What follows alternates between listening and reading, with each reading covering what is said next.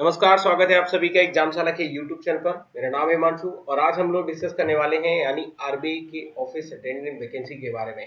जी हाँ, ये वैकेंसीज आए काफी दिन हुए लेकिन फिर भी अभी यहाँ पर क्वेश्चन आना बंद नहीं हुए। क्वेश्चंस इस तरीके के हैं कि सर ये वैकेंसी जो है सिर्फ और सिर्फ 10th पास है, क्या ग्रेजुएशन जिनका कंप्लीट हो चुका है क्या वो फॉर्म भर सकते हैं या नहीं भर सकते? तो आज हम लोग इसके बारे में डिटेल से जानेंगे। चलिए हम लोग यहाँ पर देख लेते हैं।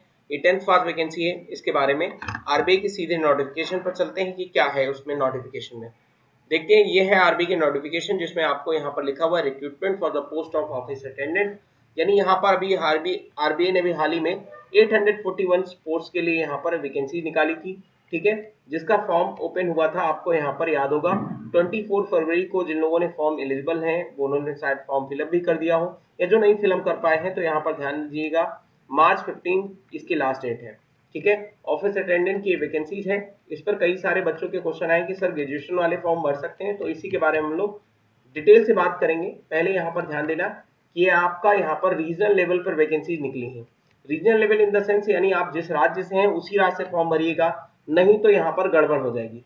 कई बच्चे ऐसे होते हैं यानी जो फॉर्म फिलअप कर देते हैं, कैसे, यानी जैसे मान लो उन्होंने देखा कि अच्छा कोलकाता में ज्यादा वैकेंसी है, ठीक है, यानी मुंबई में ज्यादा वैकेंसी, तो वहां पर फॉर्म फिलअप कर देते हैं। बट वहां का आपका डोमिसाइल होना चाहिए, तभी आप यहाँ पर फॉर्म फिलअप करिएगा, ठीक है। अदरवाइज यहाँ पर फॉर्म फिलअप मत करिएगा। तो यहाँ पर याद रखना है आपको कि फॉर्म उनको फिलअप करना है यानी जो जिस स्टेट के हैं वहां का आपका यहाँ पर लोकल लेवल पर उनका डोमिसाइल होना चाहिए, ठीक है। ये आपको यहाँ पर याद रखना है, ठीक है।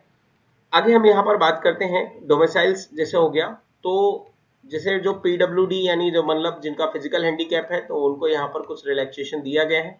एज के बारे में बात कर लेते हैं कि एज कैसी है, यानी एज किस एज वाले यहाँ पर फॉर्म फिलअप कर सकते हैं या फिर नहीं फिलअप कर सकते हैं। तो एज भैया देख लो, यहाँ पर एज दिया हुआ है सिर्फ और सिर्फ 18 से 25 वाले लोग यहाँ पर फॉर्म फिलअप कर सकते हैं, यानी जिनकी एज यहाँ पर 18 से 25 साल के बीच में है वही लोग फॉर्म फिलअप कर सकते हैं, अदरवाइज वो फॉर्म फिलअप नहीं कर पाएंगे। तो यहाँ पर याद रखना है कि दो दो यहाँ पर 1996 यानी 2 फरवरी यहाँ पर 2 फरवरी सेकेंड जो है 1996 में आपको यहाँ पर फॉर्म फिलअप करना है। एंड आपका यहाँ पर 2003 से आपका जो फॉर्म फिलअप है वो ज्यादा नहीं होना चाहिए, मतलब एज इससे कम नहीं होनी चाहिए और इससे ज्यादा नहीं होनी चाहिए। तो आप अपना यहाँ पर क्राइटेरिया लगा के चल लेना। शेड्यूल कास्ट है, शेड्यूल ट्राइब से हैं और साथ साथ में ओबीसी हैं तो आपको कुछ रिलैक्सेशन दिया जाएगा। रिलैक्सेशन यहाँ पर आपको 10th पास अगर है उसके अकॉर्डिंग और प्लस एसटी ओबीसी हैं तो आपको यहाँ पर रिलैक्सेशन दिया जाएगा। बट याद रखना है इन सभी का सर्टिफिकेट आपके पास होना चाहिए तभी आप फॉर्म फिलअप करिएगा, अदरवाइज नहीं, ठीक है। आगे हम यहाँ पर बात करते हैं इसके बारे में कि इसका जो यहाँ पर एजुकेशनल क्वालिफिकेशन है, तो एजुकेशनल क्वालिफिकेशन क्या कहता है, देखिए यहाँ पर सीधा सीधा लिखा हुआ है graduate and candidates processing higher education are not eligible to apply, यानी जिनका ग्रेजुएशन हो चुका है या फिर कंप्लीट है तो वहां पर वो ये लोग अप्लाई नहीं कर सकते हैं, ठीक है। याद रखना है जो अंडर ग्रेजुएट हैं, ठीक है, अंडर ग्रेजुएट होना चाहिए, यानी इस डेट तक यहाँ पर 1 फरवरी 2021 तक आपका यहाँ पर अंडर ग्रेजुएट होना चाहिए, अदरवाइज आप फॉर्म फिलअप नहीं कर पाएंगे। 10th पास ही आपका वैकेंसी है। 10th पास ग्रेजुएशन के लिए नहीं हो सकती है, वैकेंसीज काफी छोटी है। वैकेंसीज का यहाँ पर जो आपका लेवल है वो काफी छोटा है, सिर्फ 10th स्टैंडर्ड का यहाँ पर मानने दीजिए, अदरवाइज एचओडी वाले भी इसमें कंप्लीट करेंगे तो इस वैकेंसी की काम क्या है, ठीक है। यहाँ पर ये चीज याद रखना है। आगे हम यहाँ पर बात करते हैं कि इसमें जो एग्जाम पैटर्न होगा वो कैसा होगा। तो एग्जाम पैटर्न आपको याद रखना है, रीजनिंग आएगा, जनरल इंग्लिश आएगा, जनरल अवेयरनेस, न्यूमेरिकल एबिलिटी, है ना। तो ये सारी चीजें आएंगी। नंबर ऑफ क्वेश्चंस कितने होंगे, नंबर ऑफ क्वेश्चन 30 होंगे एंड 30 क्वेश्चन आपके रीजनिंग के क्वेश्चन, इंग्लिश के क्वेश्चन 30, जनरल अवेयरनेस के क्वेश्चन 30 और यहाँ पर न्यूमेरिकल एबिलिटी से रिलेटेड क्वेश्चन आपके 30 होंगे। तो आउट ऑफ यानी क्वेश्चन कितने हो गए, 120 क्वेश्चन हो गए और साथ साथ में मैक्सिमम मार्क्स कितने हो गए, 120 मार्क्स हो गए। टाइम बहुत ज्यादा मिला है, 90 मिनट्स का टाइम मिला है, यानी बहुत मोर देन इनफ टाइम है। बट यहाँ पर एक चीज याद रखना है कि आपका यहाँ पर जो टेस्ट होगा उसके लिए आपका अगर मान लीजिए आपका टेस्ट मार्किंग यानी गलत हो जाता है कोई क्वेश्चन तो 1/4 माइनस मार्किंग भी है।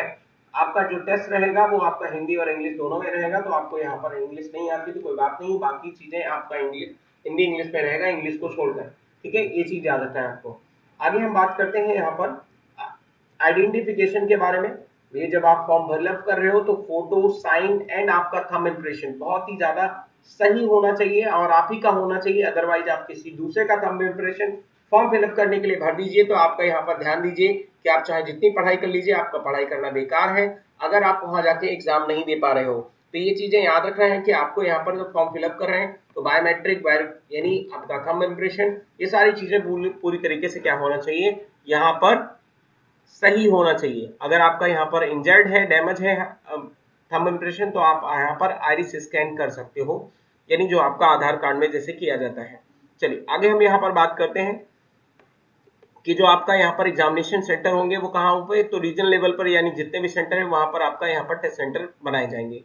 ठीक है, सैलरी पैकेज क्या रहेगा, सैलरी पैकेज आपका यहाँ पर ध्यान देना है 10,940 रुपीज, यानी बहुत ज्यादा सैलरी पैकेज पे नहीं रखा गया है। ठीक है, बट यहाँ पर देखिए अलाउंसेस वगैरह को मिलाते हुए 23,700 का अलाउंसेस यहाँ पर मिला जुला के सब कुछ यहाँ पर ये वैकेंसी का पे आउट होगा। ठीक है, तो ओवरऑल अप्रोक्सीमेटली यहाँ पर आपका जो पैकेज बनेगा वो 26,508 रुपीज यहाँ पर आपका सारे ऑफिस अटेंडेंट का मतलब आपका सैलरी पैकेज रहेगा। ठीक है, तो ये चीज याद रखना है आपको।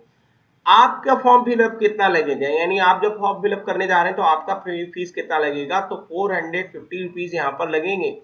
जो जनरल कैंडिडेट हैं, ओबीसी हैं या EWS and economic weaker section से आते हैं, या 50 rupees schedule caste, schedule tribes and PWD ex serviceman, यहाँ पर ये सभी लोग, ये चीजें याद रखना है आपको।